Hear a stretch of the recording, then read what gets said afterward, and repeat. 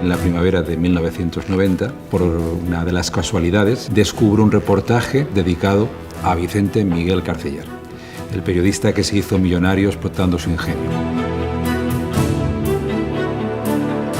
Curiosamente nunca había oído hablar de Carceller. Lo recuerdo, pero borrosamente. Jo no sabia res ni de Traca, ni de Carceller, ni res. Yo no lo había visto nunca. ¿Y no conocías nada? No. En los medios, en los libros, nadie decía nada, nadie había dicho nada. Y de hecho en casa de mi abuela no había ninguna revista en La Traca, no había ni rastro.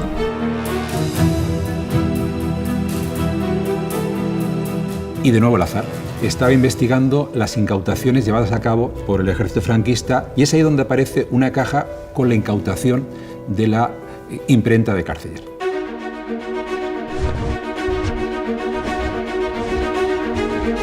És una publicació que destaca.